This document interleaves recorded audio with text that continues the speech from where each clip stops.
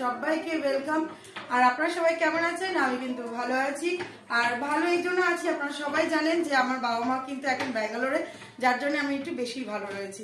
তো আজকের হচ্ছে দেখলেনই তো আপনারা লাস্ট ব্লগে যে আমার দিদি ভাইয়ের লাস্ট আমার দিদি ভাইয়ের ছেলের অন্নপ্রাশন হয়েছে। তো ওরা আজকের একটা পার্টি থ্রো করেছে, যার জন্য আমি আজকে এরকম ভাবে রেডি হয়ে গেছি। তো আমাকে একটু ঘুরে দেখিয়ে দিই, ভালো লাগছে? কেমন লাগছে আমাকে একটু কমেন্ট করে জানান। আচ্ছা চলুন তাহলে আমরা পার্টি হলে যাই, কারণ এখানে অনেকটা বেলা হয়ে যাচ্ছে, তো আর ওয়েট করাটা ঠিক হবে না। চলুন হলে গিয়ে বাকি কথা বলবো, চলুন যাওয়া যাক।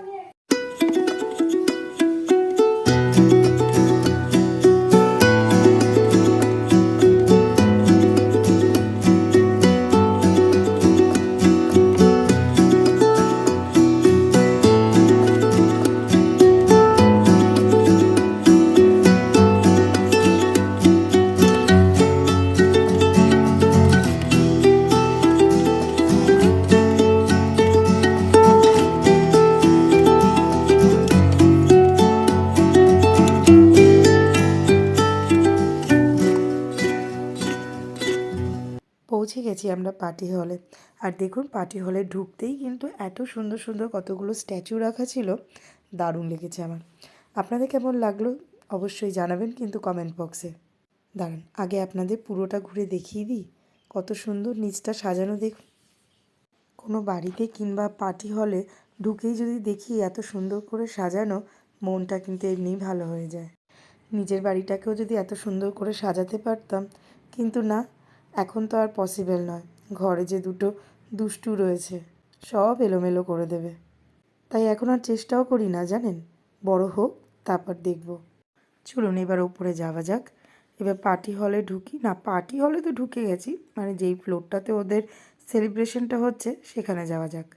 তবে আমরা মনে হয় একটু তাড়াতাড়ি চলে এসেছি, তাড়াতাড়ি ইচ্ছা করেই এসেছি জানেন তো, নাহলে লোকজন মানে গেস্ট চলে আসবে আর আমরা থাকবো না, এটা তো ভালো দেখায় না।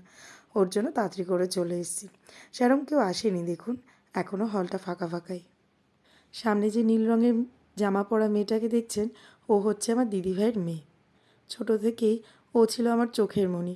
আসলে তখন তো আমার বিয়ে হয়নি, তখন আমি একলা চাকরি করতাম, পড়াশোনা করতাম, তাই ওকে ছাড়া তখন আর আমি কিছুই বুঝতাম না। এখন বড় হয়ে গেছে। হলটা একটু ঘুরে আপনাদেরকে দেখিয়ে দিই, চলুন। এখনও দেখেছেন কেউ আসেনি। তবে আপনারা যদি ভেবে থাকেন কলকাতার মতন এখানে অনেক লোকজন আসবে, তাহলে বলবো ভুল। কারণ এখানে তো আমাদের কেউই থাকে না, আমরা তো অনেক দূরে থাকি। এখানে লোকজন বলতে প্রতিবেশী, বন্ধুবান্ধব আর হচ্ছে চেনা মুখ কয়েকজন। আর ফ্যামিলি বলতে গেলে দিদিভাই শ্বশুরবাড়ির লোকজন আর আমার বাবা মা আর আমরা।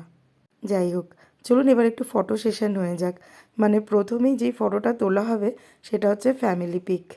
আর ফ্যামিলি পিক মানেই আমার বাবা মায়ের বড় মেয়ে, ছোট মেয়ে, বড় মেয়ের জামাই, ছোট মেয়ের জামাই, দুটো নাতনি আর দুটো নাতি, একদম ফুল ফ্যামিলি পিক। বলতে পারেন অনেক দিন পর কিন্তু এই ছবিটা তুলতে পারলাম। কিন্তু দাঁড়ান, এইভাবে দাঁড়ালে ঠিক হচ্ছে না, একটু সুন্দর করে দাঁড়িয়ে নিই। মানে বাবা মাকে মাঝখানে দিয়ে আমরা দু বোন যদি পরপর দাঁড়াই, তাহলে সেটা বেশি ভালো হয় না বলুন?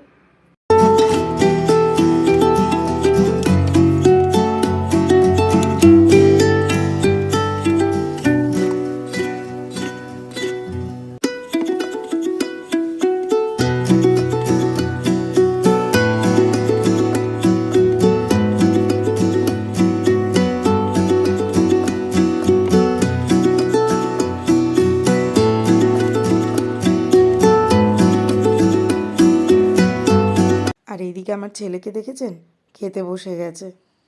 খুব কান্নাকাটি করছিল, তাই ওর বাবা একটা ডিম আর কটা স্যালাড দিয়ে দিয়েছে, এই নিয়ে যদি একটু চুপচাপ বসে।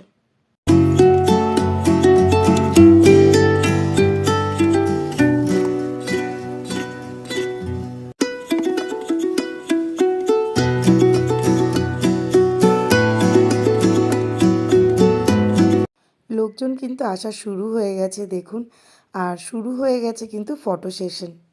আর সাথে কিন্তু খাওয়া দাওয়াও শুরু হয়ে গেছে। মানে ছেলের পরেই ছেলের বাবা আর ছেলের দিদি দুজনেই বসে পড়েছে খেতে। তবে একটা জিনিস জানতে পারলাম জানেন, আমাদের যেরকম কলকাতায় আমরা পার্টি হল বুক করলে পরে মানে পার্টি হলের জন্য আলাদা রেট হয়, আবার খাবার দাবারের জন্য ওটা তো আলাদা খরচা। কিন্তু ব্যাঙ্গালোরে এখানে দেখলাম এখানে কিন্তু কোনো পার্টি হলের জন্য আলাদা রেট নেওয়া হয়নি, খাবারের প্লেট ওয়াইজ ওরা রেট ধরেছে। মানে বাড়ি ভাড়ার জন্য কিন্তু কোনো রেট সেরকম ধরা হয়নি, প্লেট ওয়াইজই যেরকম রেট ধরা হয়েছে তার মধ্যে সব কিছু ইনক্লুডেড। যাই হোক, আমি একটু বসে পড়েছিলাম ছেলেকে খাওয়ানোর জন্য, খুব কান্নাকাটি করছিল জানেন তো। ওই জন্য ভাবলাম হয়তো খিদে পেয়েছে তাই একটু খাইয়ে দিলাম। স্টিম রাইস আর একটু ডাল ফ্রাই নিয়ে খাওয়াতে বসেছিলাম, কিন্তু সেরকম খেতে পারলো না। যাই হোক, দেখুন কত লোকজন চলে এসছে, বেশ মজা হচ্ছে কিন্তু। চলুন এবার একটু দেখিয়ে দিই মেনুতে কী কী ছিল। মানে স্টার্টারেও অনেক কিছু ছিল, প্লাস মেন মেনুতেও যা যা ছিল সবটাই আপনাদের সাথে শেয়ার করে দিই। এটা ছিল ম্যান চাও স্যুপ, ভেজ স্প্রিং রোল, পনির পকোড়া, নান, পনির বাটার মশলা, ফ্রাইড রাইস, স্টিম রাইস, ডাল ফ্রাই আর হচ্ছে রাজমা। এটা ছিল ভেজ পোর্শন।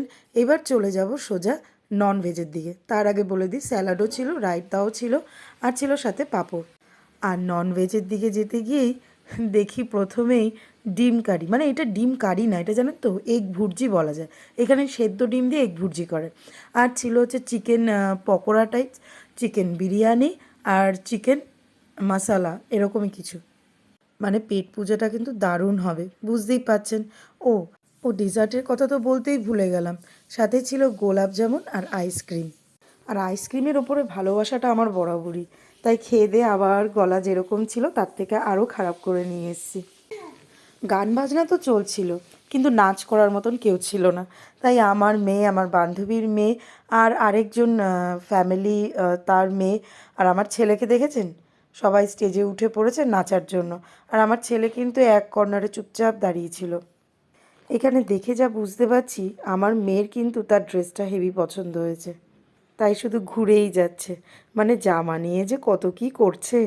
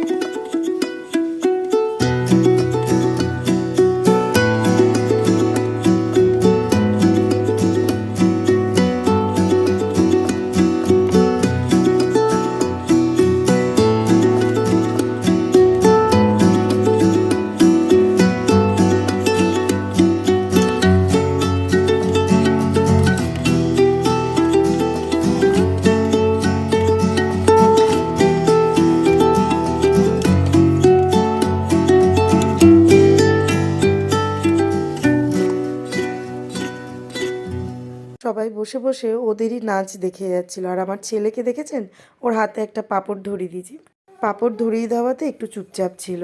আর যে গানটাতে ওরা নাচ করছিল সেই গানটা আপনাদের সাথে শেয়ার করতে পারলাম না, গানটা শেয়ার করলেই কপিরাইট চলে আসতো, তাই বাধ্য হয়ে গানটা আমার ডিলিট করে দিতে লেগেছিল। তবে এই যে দুই বান্ধবী, মানে আমার মেয়ে আর আমার বান্ধবীর মেয়ে, এরা দুজন কিন্তু খুব ভালো বন্ধু জানেন তো। মানে আমি আর আমার বান্ধবী যেমন, সেরকম ওরা দুজনও, একই বয়স, একই ক্লাসে পড়ে।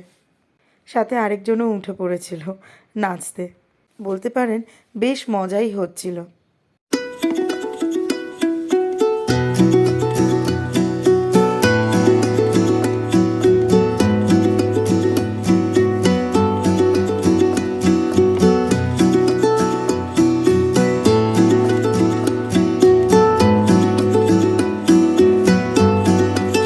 প্রোগ্রামটা ছিল দুপুরবেলায়, তাই দুপুরবেলায় কিন্তু সবাই ওই 3টের মধ্যেই খাওয়া দাওয়া শেষ করে ফেলে।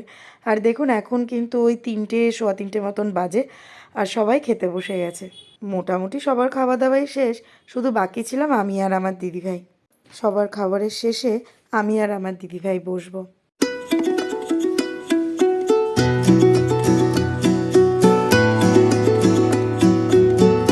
অনুষ্ঠান প্রায় শেষের মুখে, তাই খাওয়া দাওয়া আনন্দ মজা সবই থাকবে, কিন্তু ফটো তোলা সেটা তো করতে লাগবে, তাই চটপট কতগুলো ফটো তুলে নিয়েছি, সেগুলো আপনাদের সাথে একটু শেয়ার করে নিই।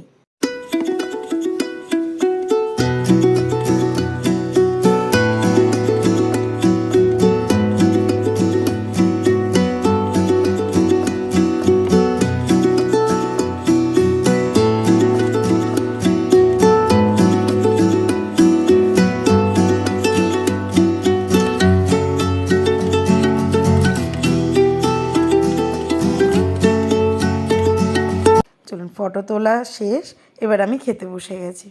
কিন্তু খেতে বসেও শান্তি নেই জানেন, সবাই এত হাসাচ্ছিল ঠিক করে আমি খেতেও পারলাম না। আর নিয়ে বসেছি বিরিয়ানি, সে কি আর ছাড়া যায় বলুন।